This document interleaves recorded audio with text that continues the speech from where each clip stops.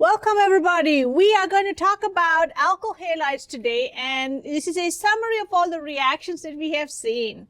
We're going to see what would happen with a primary, secondary, or tertiary alkyl halide with a good nucleophile. And you know anionic nucleophiles are better than neutrals. Larger nucleophiles are better than smaller, harder nucleophiles. Larger nucleophiles are more polarizable, so they actually enhance the rate or increase the rate. And we're going to use some of those with primary, secondary, tertiary, and that's the A row. We're also going to see what good nucleophiles that are also basic, very basic, would do. So that would be your B column here. We're also going to see what some very strongly basic reactants that are not nucleophilic would do with primary, secondary, tertiary. And we're going to see what protic solvents would do in the presence of primary, secondary, tertiary alkyl halides. Very important thing here is to be able to recognize a primary, secondary, tertiary as soon as you see it.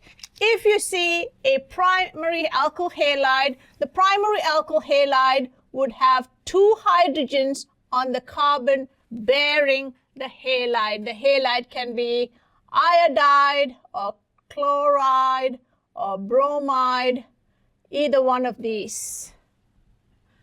Fluoride is not a good leaving group because the carbon-fluorine bond is really very strong.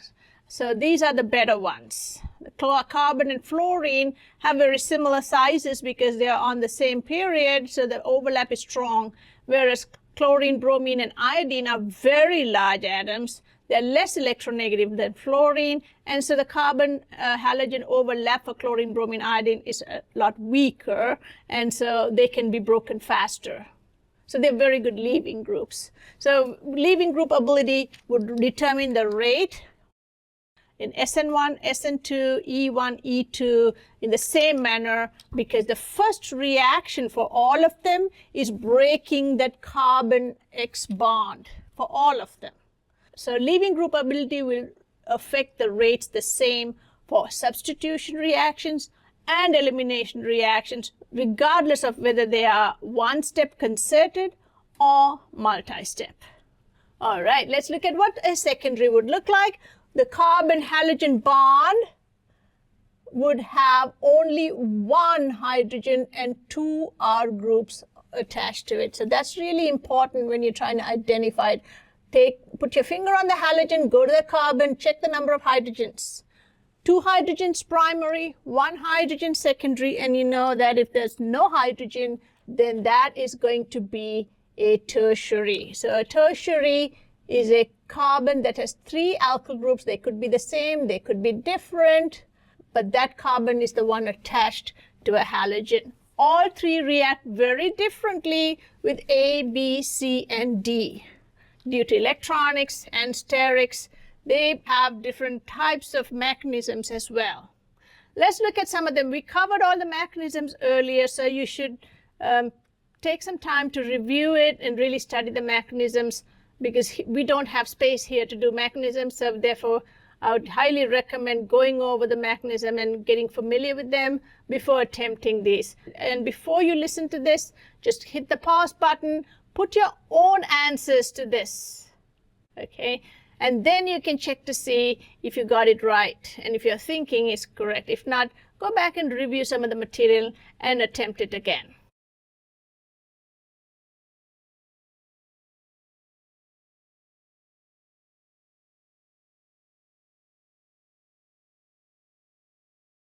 All right, let's go.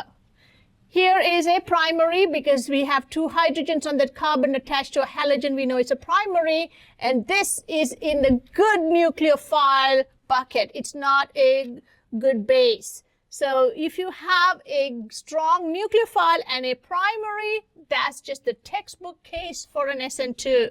You don't have anything else going on there. So your N3 minus is going to come in and attack from the back side. And so you get a backside attack, and then you'd have your acid, then on the replacing your chlorine over here. All right, and the yield for this is 70%. Primary, good nucleophile, SN2. And good nucleophiles, you could check over here, are the ones that are nice and anionic and large. In this case, you also have it resonance stabilized. Let's look at primary with small bases or bases that also can act as nucleophiles, because this is a oxygen minus. Oxygen minus is a very nice nucleophile, and it's also very basic. What can it do with a primary? With a primary, it primarily does SN2. So your methoxy is going to come in and kick out your bromide. So that's your major product. Is there any minor product? Yes, there is a minor product. The minor product is the hydrogen on the beta carbon being abstracted by the methoxy. And so for your primary, for your E2, your beta hydrogen comes off, and those electrons kick out your bromine to give you a alkene. Now, what's the ratio between these two? This is 91%, and this is 9%. So you could almost neglect this. This is really the major product or the primary product here. So if you want to make ethers, this is the best method out there, taking an alkyl halide and attacking that with an alkoxide. So major SN2. So primary plus base nucleophile, base nuke, we'll call that base nuke. That's going to give us SN2 way, way, way more than E2. Let's look at what a primary alkyl halide that's next to a branched carbon. In this case, this is your alpha, your beta carbon is branched. If you have a branching here and not somewhere down the line, if you had branching on the 4th, 5th, 6th, or whatever carbons are down the line, it really doesn't affect it as much. But if it's branched right next door, then you have a problem for SN2, because these two big groups are first of all going to block backside attack. And two, this is a tertiary CH. And those are actually going to stabilize an E2 transition state. When you have more substituents, then E2 is going to be faster. So you have two competing reactions here when you have a branched primary. So what are the products? First, let's write down the products. SN2 is going to be just backside attack, and that getting kicked out. And so you would have OET, and OET is nothing but an ethyl group. And E2 is pulling off the hydrogen and running those electrons here and kicking off the bromide to give you a double bond here. Now the ratio for that is 60-40. This is 60% and this is 40%. So you can see how having a branched primary is going to flip the ratios. A linear primary had almost entirely, not more than 90% backside attack. But when you are branching, your major is your E2. Your minor is SN2. Okay, so that's really important. And the branching should happen right next to the alkyl group, not somewhere down the line. Okay, so that's something to bear in mind. E2 more than SN2. Let's look at this. This is also a primary. It's got a very long chain, 15 carbons. And you got a C-class base. Very, very basic. It's sterically hindered, and so it doesn't really go for backside attack. Or it has got certain properties that only allow it to do E2. Okay, so here this is sterics mainly, and it does have an issue going in the rear end, and it can do two things. It can attack here on the alpha or pick up a beta. If it attacks on the alpha, you'll do SN2. If it picks up a hydrogen on the beta, those electrons go here, kick this out, and give you a pi bond. Let's look at the ratios here. What do you think? So you can get this. Again, this is going to be a very long chain. Or you could get attack here to give you an alkoxy or ether. The ratio here is 85% to 15%. So you can see how just going to a bulky base or an E2 only mainly base, a bulky base in the C class, flips this entire equation now to favor E2 over SN2. So let's write that down. Primary plus bulky or E2 only base gives you E2 over SN2. And this is not just a very small change. It's a complete flip here. Okay. Now, here's another base in the C class. These don't do SN2s. They do E2s. What does it do? Does it do an E2 here? Well, this is so basic that it's actually going to go for the hydrogen here that's easier to pull out. So it takes off the hydrogen to give hydrogen gas. So once you pull that hydrogen off, you'll have an alkoxy group, an oxygen here, and you would have a sodium there to, support that. And you would have the same molecule here like this, and you could then see, okay, what are the possibilities for this molecule? You can see here's a good nucleophile. Primary. That is just going to go bite back and do an internal SN2. Okay, so if you have an alcohol down the road here and you can make 5 or 6 membered rings, that's what it's going to do. This is going to have an internal SN2 and you would have a cyclic oxyran. So that's going to be an internal SN2. So that's a little bit different. But that's when you have an alcohol with a halide down the line.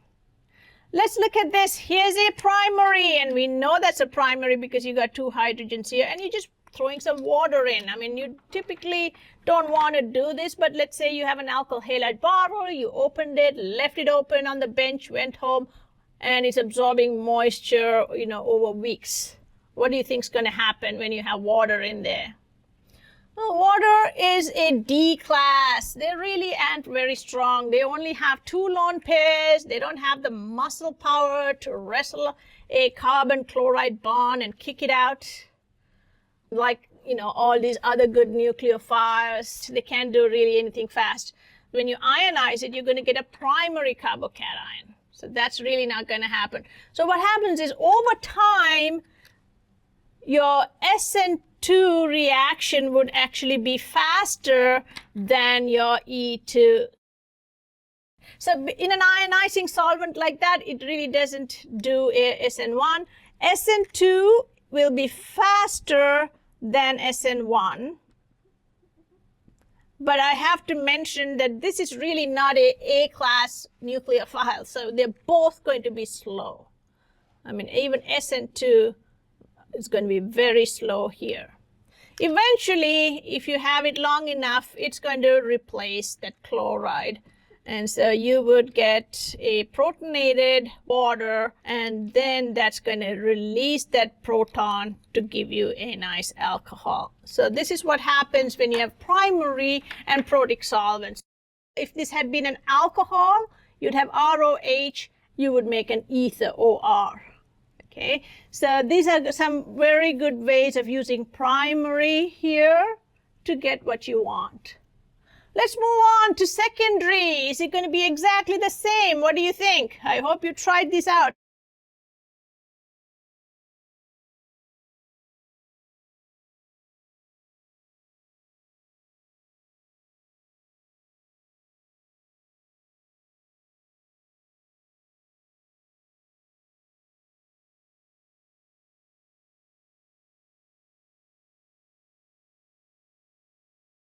Let's wait and see whether you got what I'm going to get over here.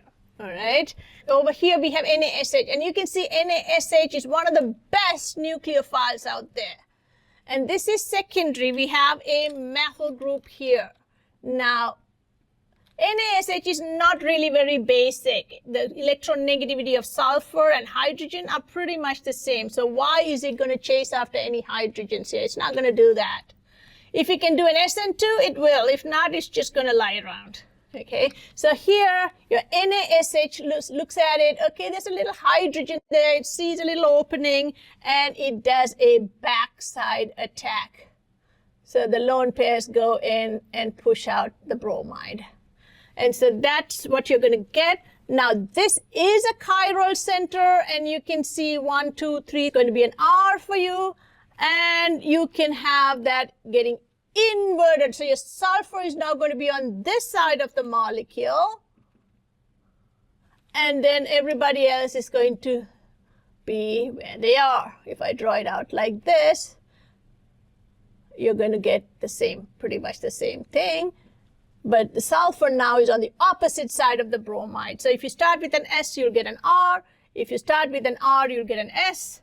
So on a chiral compound, SN2 will give you chiral inversion on secondary. That's important, okay? Chiral inversion. So now let's say I start with an S, and I want an S. I don't want an R. What can I do? Is that even possible? Let's say I do a inversion, and then I do another inversion. You see? Double inversion is the same as retention. So you take this molecule first and do an inversion. And so now your molecule is inverted. And then you take that molecule and you invert it again. So your SH minus is now going to attack from the back side. And you're going to put the HS in the exact same place as the bromine was before. Okay, so that's one thing we could do, because iodides are better nucleophiles than bromides. So you can use that to kick out your leaving group and then do the inversion. So I'm going to say here, double inversion is equal to a retention. That's important, okay? So if it's a chiral compound, you'll get chiral inversion. But if you want retention, you do a double inversion. Let's look at this. Here's a secondary, and you have a base. Well, whenever you have these bases like ethoxy, methoxy, the way you do it is to drop the sodium or potassium, whatever metal that's on there, into methanol. So you will have residual methanol. So when you have a neutral compound and a base, so you're having D and B together. But you know that these are, the top ones are better nucleophiles and bases. And these are weak nucleophiles and bases. So always strong over the weak. Okay, even in the chemistry world, it's the same. So the strong man here is the one doing all the job. This is just dissolving things and mixing it up. It's a mixer. All right, so your methoxy here has two choices. It can get in here and give a good backside kick. Or, because it's basic, it also has its eye on this hydrogen here. So which one do you think it's going to prefer? In the primary, we saw that it just did a backside attack. But now you have this methyl group and this propyl group. You got a lot more crowding in here. It's a little harder to get into the backside. So it says, why do I have to go through all that hassle? And it picks up a hydrogen here and takes off. So that's going to be your major product, is having a base, pull off your hydrogen, and take off that bromide. All right, so which means you're going to have a double bond right there, and you have your hydrogen and your methyl. And this is a small base, and so it's going to pull off the hydrogen that is going to have a transition state that has got less steric, which means your methyl and your ethyl want to be away from each other on opposite sides. And if you draw the Newman projection, you see how that would work out. So it's always going to be E more than Z, which means you can also get some Z. Now, what else can you get? You could get SN2, and that is going to give you a backside attack. So it's going to come from the bottom here, attack, kick that out, and that is a possibility. What else can you do? Just like you have hydrogens on this side, you have hydrogens on this side too. It prefers this because this is your Zaitsev product. Your Zaitsev said that if you have more substituted alkenes, those groups are going to donate electrons into the transition state when it really needs those electrons to make it more stable. Because when the bromine leaves, you're going to get a little bit of an electron depletion. So these kind of try to compensate for that by donating electrons. The more donor groups you have, the better. The fewer hydrogens you have, the better. Okay? More hydrogens is bad news because the hydrogens really have just a 1s. There's no donation there. But after it goes for this, it can also go for this. And so you can get a double bond right there. So that's another possibility. So E2 and SN2. But we will see that E2 is a lot more than SN2 with your B class bases. Let's look at the numbers here. This is actually going to be your major product like we expected. And this is your second. This is your third. And this is about 1%. You see? So hardly any SN2, mostly E2. This is opposite of what you saw on the primary, mostly SN2 and very little E2. Now, not all of them are going to give you the same results. Let's look at this. Here's a isopropyl-bromide or 2-bromopropane. Here's a ethanol and water mixture, so you can really heat that up to 100. If it's just ethanol, you know, the boiling point's about 79, so you can't really go above that. So if you heat it up high, and if this is a little above room temperature, let's see what happens. The ethoxide can do one of two things. It can either remove this hydrogen, do an E2, or it can backside attack and displace that bromine. Let's look at the numbers. If you put a double bond here, you would get E2. If you do a backside attack, you would do an O with your ethyl group there. Which one is more? At 100 degrees, the ratio is 71%, 29%. A lot more E2 than SN2. At 45 degrees, this is going to be 53% to 47%. So temperature has a big role to play in deciding which one is going to be favored, E2 or SN2. In both cases, E2 is more than SN2. This is your E2 and this is your SN2.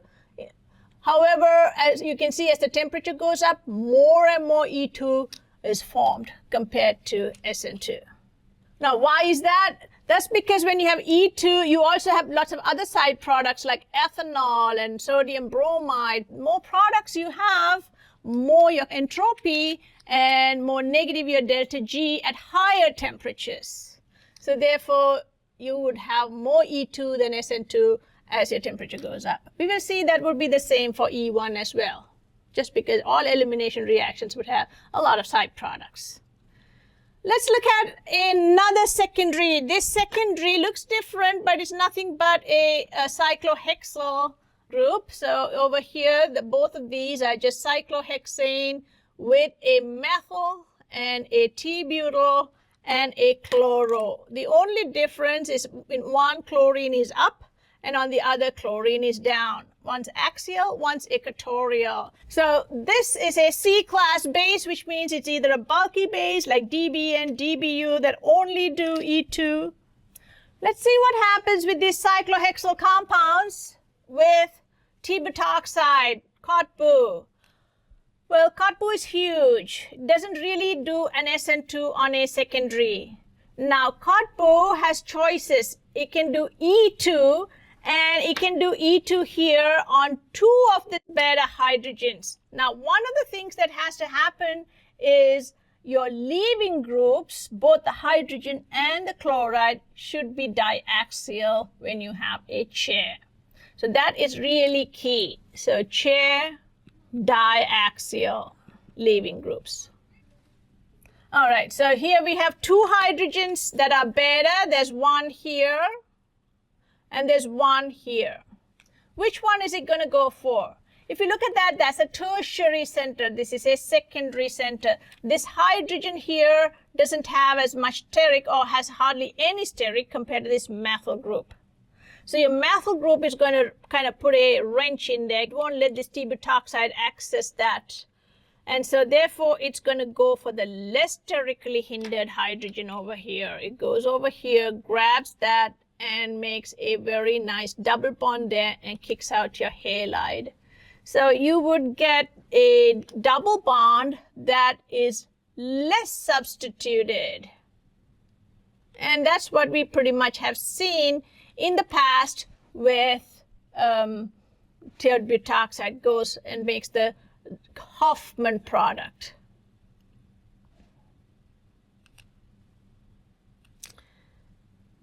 Now, what happens when your chloride's equatorial? It cannot do a E2 with this hydrogen just because this orbital is like this and this orbital is like this. When you pull off the hydrogen, these orbitals are not aligned to make a pi bond. Therefore, you have to flip it up. So when you flip that up, you will see that you are going to have your T-butyl group now having to be axial. Now, you know that's not going to happen. T-butyls are not going to like to be axial. And here, not only that, it's got a lot of steric 1,3 diaxial with this. So ain't going to happen. So this reaction is going to go mostly here. So this is going to be either very slow, you could almost say no reaction, to the point that it's not really worth waiting around for this to react. This would be pretty fast. So that's an important thing. When you have cyclohexyl groups, make sure you put the halogen that you want to eliminate in the axial position. Look at all the other groups.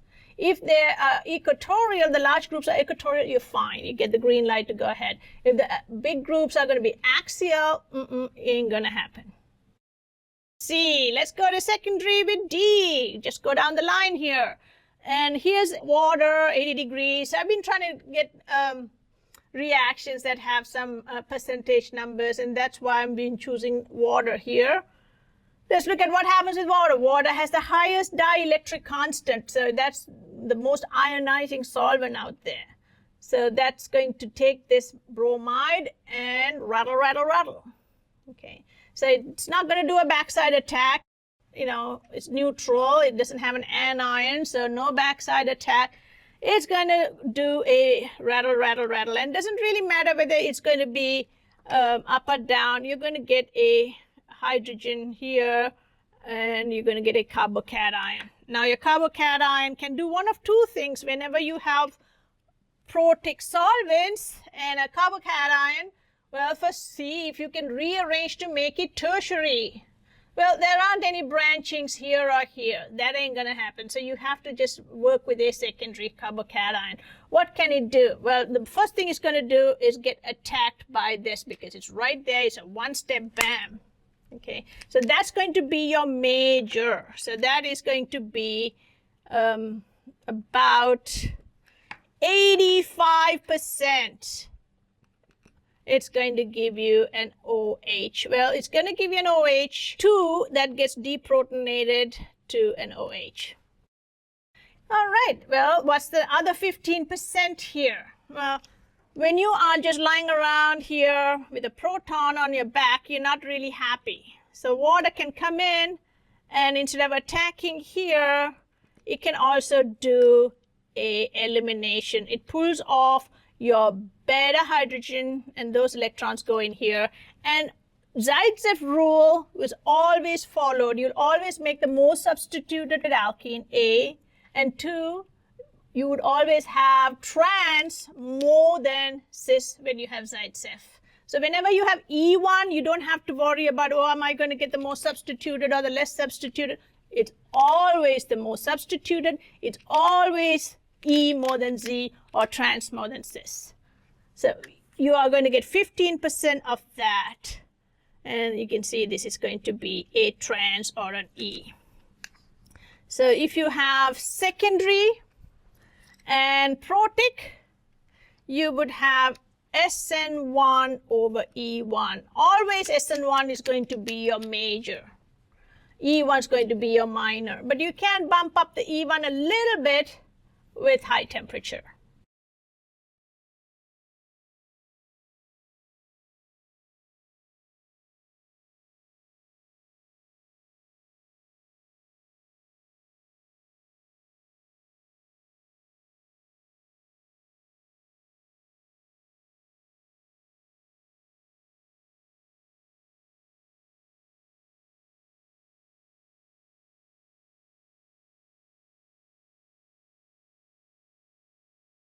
All right, so if you have a tertiary, not only do you have no hydrogens here, you have 3 huge guys blocking your rear end. So there's no way somebody can go in and give you a kick on the back and expel you. So no backside attack for any of these tertiaries. So that's one thing we need to know.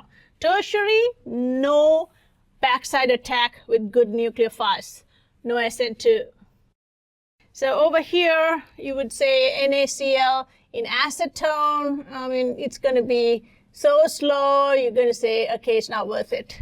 But if the sodium chloride comes in water now, that can rattle that out, and you can get your carbocation being attacked by your chloride. And maybe some of that water also would get in, and you would get tert-butanol. So yes, you can do it in protic. Let's look at what happens on a tertiary with a good nucleophilic base. Well, can we get backside attack? We just said no. You're going to get whipped by these 3 guys. You can't get in the rear end or get in the back door. And you can't get in the front door either because it's got lots of lone pairs. So then what do? Well, you wait around and see whether you can pull off these hydrogens. You can pull off these hydrogens that are better, or you can pull off these hydrogens which are the same as these. So those are the only possibilities.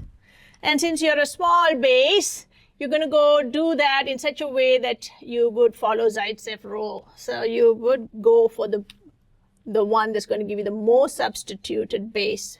So you would have a pi bond right here, and that would be your major. A minor would be where you would have your pi bond here on the edge. What's the ratio between these two? This is 70 and this is 30. So small base, tertiary, small nucleophilic base, that's going to give you Zaitsev, E2. That's your major. Now sometimes here's a tertiary bromide and we have an ethoxide, and they found that you got almost entirely, well, tertiary, and no SN2. In this case, you really don't have choices like here, whether am I going to pick up this or this. All these hydrogens are the same. So you only have one product, and you get 100% E2. You don't get any alkoxy group with this T-butyl, nothing. So we know that backside attack is impossible when you have 3 huge guys, protecting your rear. Here's another one, tert-butyl group. Now your base is your bulky base or your E2 base, mainly basic. It does eliminations.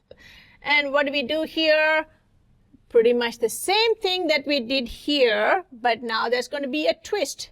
You have a hydrogen here and a hydrogen here. Let's label this A and B. And here too, we had the same thing, A and B. And we pulled off HA to give you this, and HB to give you this. Now, if you pull off this HA here, you would get the more substituted alkene, no doubt about that. However, you have a methyl group here, and this is a huge group. It's going to get whacked when it's going to go in for this hydrogen. So therefore, it's going to go in and stand on the edge and just pull off this hydrogen and run away without having to fight all those methyls. So that's what it does. It just gets the one on the edge, or the one that's less substituted. So that's your major here. And so you get a double bond right there. And you would get some of this, and let's look at the ratio here. What's the ratio? It's 72% to 28%.